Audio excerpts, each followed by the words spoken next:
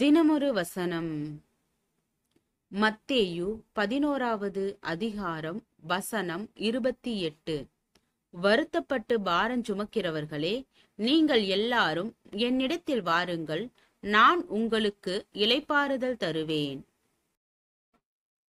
சில கிறிஸ்தவர்கள் தங்களை கர்த்தருக்காக வாழ்கின்றவர்கள் என்று நம்புகின்றார்கள். ஆனால் அவர்களிடம் கர்த்தரால் வருகின்ற சந்தோஷத்தையும் அமைதியையும் நம்பிக்கை உணர்வையும் காண இயலாது. அவர்களை பார்க்கின்ற எவரும் அவர்களை சந்தோஷமற்ற மக்களாகவே பார்க்க இயலும். அவர்கள் தங்களை கர்த்தருக்காக சிலுவை சுமப்பவர்கள் என்று கூறி சோகமான ஒரு தோற்றத்தையே கிறிஸ்தவ அடையாளமாக கொண்டிருப்பார்கள். சிலுவை சுமப்பது என்பது கிறிஸ்தவ வாழ்க்கையில் முக்கியமான ஒரு அனுபவம் என்பது உண்மைதான்.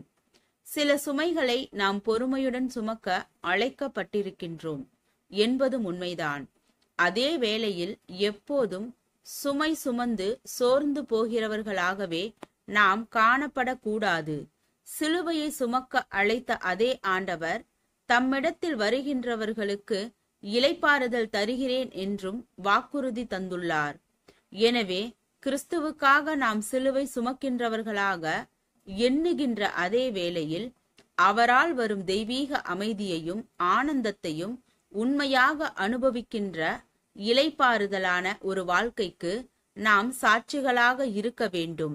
நம்மை காண்கின்றவர்கள் எப்பொழுதும் நம்மை சோர்ந்தவர்களாகவும் மகிழ்ச்சி அற்றவர்களாகவும் துன்புற்று கொண்டே இருக்கிறவர்களாகவும் காண்பார்களாயின் கிறிஸ்தவம் தவறாக புரிந்து கொள்ளப்படும். நாம் பல பாடுகளையும் சோதனைகளையும் சந்திக்கின்றவர்களாயிருந்தாலும் அவைகளின் நடுவிலே உலகம் தர முடியாத ஒரு மெய்யான சமாதானத்தை அனுபவிக்கின்றவர்களாகவும் விளங்க வேண்டும்.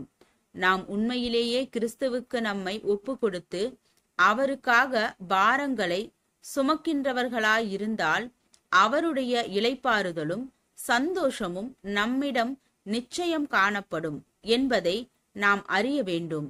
சுமை சுமக்கின்ற சோர்வின் உணர்வு மட்டுமே நம்மிடம் காணப்பட்டால் நாம் கிறிஸ்துவோடு ஐக்கியமாயிருக்கவில்லை என்பதே பொருளாயிருக்கும்.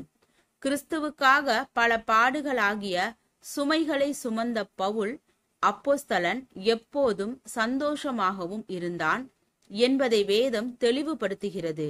ஆம், சிலுவையை சுமக்கின்றவர்கள் பாக்கியவான்கள், அவர்கள் இளைப்பாறுதலை காண்பார்கள். ஜெபம். தேவனுக்கு ஸ்தோத்திரம். தேவனே, நாங்கள் எங்களுடைய வாழ்க்கையில் உம்முடைய சித்தத்தின்படியும் உம்முடைய வழிகாட்டுதலின்படியும் வாழ கிருபை பாராட்டும். ஆமென்.